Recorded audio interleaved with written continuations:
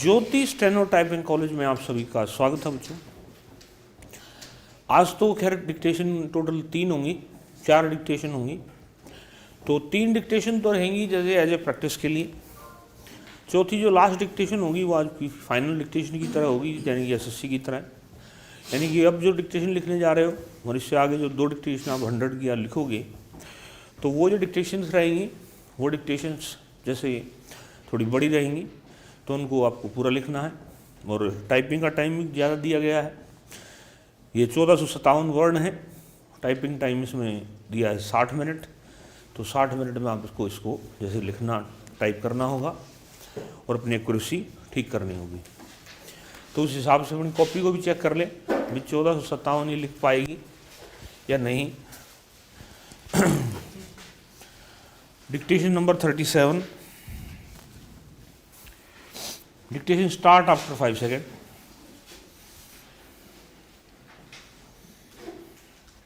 ये 180 वालों को भी लिखनी है, आप लोग सबको लिखनी है ये डिक्टेशन, आपको भी लिखनी है। हाँ जी, और आप यहाँ पर जैसे सीजल की तैयारी के लिए आए हो।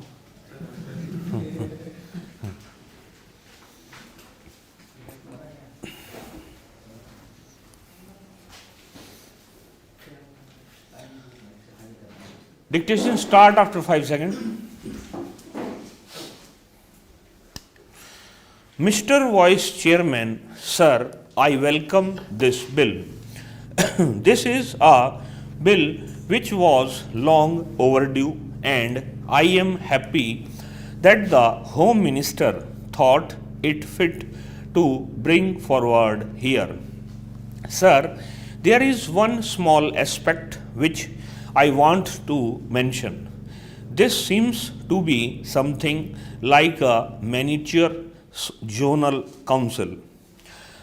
Before this was thought of, the zonal council was functioning and doing the job of this northeastern council, but now this will intensify the attention of all the members in that area, and the people residing round about that area would be given proper attention and remedies will be sought for their problems. In that respect, I think this is very good bill and it will be useful to the northeastern frontier area. Sir, so far as the functions and the composition of the council are concerned, I have got certain misgivings. So far as the composition of the council is concerned, I need not read out the whole thing, but there is a proviso to the effect that if the government of Nagaland express desire to be represented on the council, it would always be welcome to join the council. Before introducing this bill, I think the Home Minister should have realized that the Nagaland people by nature are very sensitive and their approach to the problems is very conservative. Now, if we see the proviso, it gives the impression that they are a second-rate member of this council. Sir, Nagaland is placed in a very vulnerable part of our country, and if these people's cooperation is not sought by giving them a prominent place on the council, they would always be having a suspicion in their minds about our dealings with them. Therefore, I thought instead of putting a proviso, they should have been given pakka membership there. Otherwise, they would be feeling that they are only second-rate citizens, and even their membership is also second-rate membership. They could therefore have done something by which they could have gained their confidence. We all know that the people who feel somewhat neglected and uncared for, if they are given some prominence, they feel happy about it and they come forward and move with the other people socially and otherwise. Similarly, they could have been given some prominent place on this council itself and they would have certainly expressed their desire to be there, and even now, if they are given some prominent place on the council, they will soon join and make their presence felt and they will cooperate with the council to their benefit.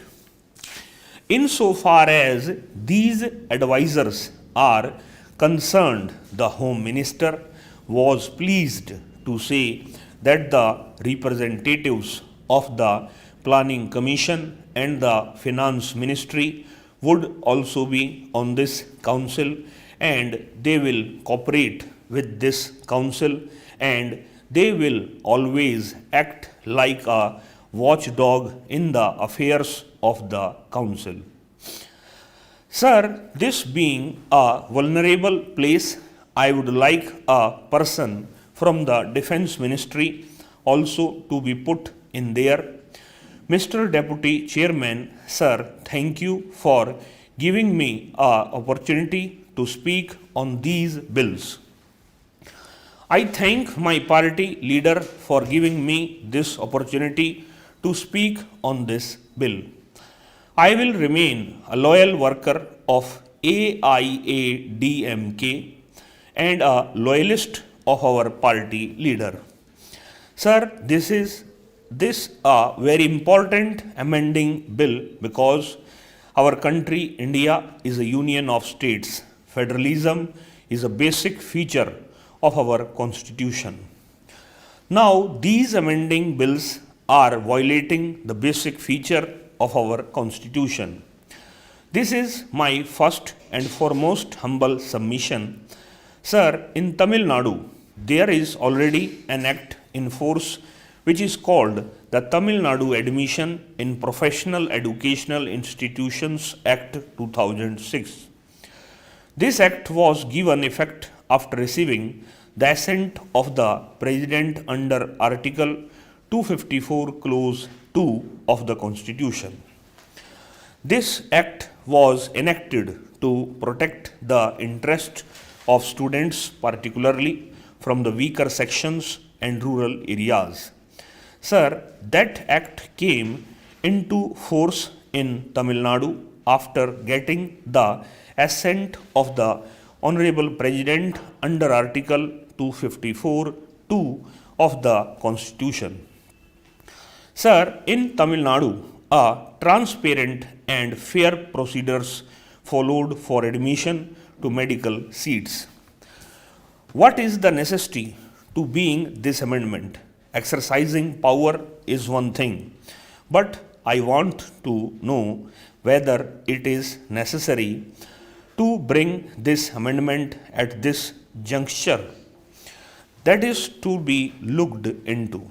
Sir, I would also like to draw the kind attention of this august House to an important matter. By entry of List 1, the universities are not coming within the purview of the union government. The parliament is lacking legislative competence to bring this amendment. Of course, the 42nd Constitution Amendment has brought the education subject, which was originally a state subject, to the concurrent list. In the concurrent list, List 3, Entry 25, a later amendment is 42nd Amendment, which reads as follows: education including technical education, medical education and university subject to the provisions of entries from 63 to 66 of List 1, vocational and technical training of labor. So my humble submission is that there is a conflict between entry 44 of list 1 and entry 25 of list 3. Sir, our senior advocate Sri Abhishek Manu Singhvi is present here. He knows better than me. He should kindly enlighten the House. The Honorable Health Minister must examine this issue legally because, according to me, there is a conflict between entry 44 of list 1 and entry 25 of list 3. As per one of the entries, the Parliament is excluded from making any law. Sir, my next submission is that this notification is of 10th December 2010, whereas the ordinance was issued on 24th May 2016. On the basis of this notification of 21st December 2010, the Supreme Court was going on giving directions. The NEET examination was held only as per the notification dated 21st December 2010, but of the date of this notification, this amendment, which is now sought to be brought in, was not in existence. So, on the date of this notification dated 21st December 2010, there is no legislative backing.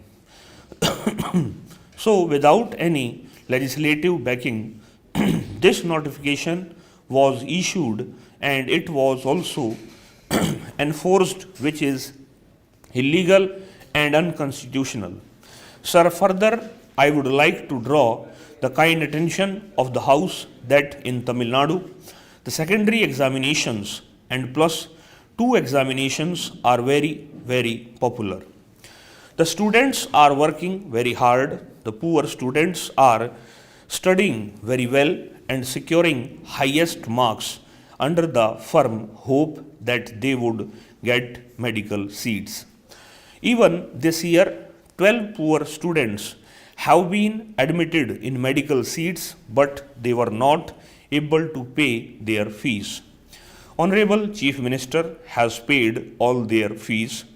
Sir, 2 students were admitted in engineering seats in Anna University who were not able to pay their fees. Honorable Chief Minister paid their entire fees. Why do I bring this fact to the August House? In Tamil Nadu, the rural poor students are getting the benefit of this enactment. Now, if you bring in the entrance test called National Eligibility cum Interest Test, then it will be arbitrary, unconstitutional, illegal, and against public interest. There is no doubt about it. Because of the entrance test only, the coaching centers will flourish. The poor students cannot make payment of rupees 5 lakhs to rupees 10 lakhs because of coaching centers. More pressure gets created in students. Many poor students committed suicide in Rajasthan. They were all studying in very famous coaching centers. One of the clauses reads as follows, and it is very, very important. All admissions to MBBS courses within the respective categories shall be based solely on marks obtained in the National Eligibility cum Entrance Test. So, all the state government examinations are of no use for students since they are only qualifying examinations. The requirement is just to pass. Whatever marks the candidate secure in NEET alone would be taken into account and admission given. If NEET can be enforced, then the Tamil Nadu government can enforce the reservation policy also, for which you are not showing any sympathy. We are not at the mercy of the central government. Giving reservation is our birthright. It is in practice. We are following it and it is in force. Because of this NEET, definitely rural poor students will be affected. It is only for the elite students. Even the SCs, STs and OBCs will not get the benefit. the real, genuine, and brilliant students will not get admissions in medical colleges. I very earnestly submit that because of this amendment only, 1 year relaxation has been given, nothing more and nothing less. Only for this current academic year, they are not insisting upon it. That is all.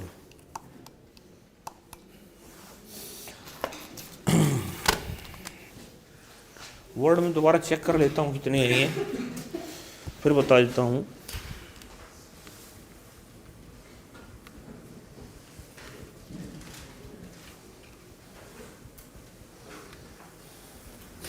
$1457 ये word है। 1457 divide by 38 का बनाना क्या बनेगा?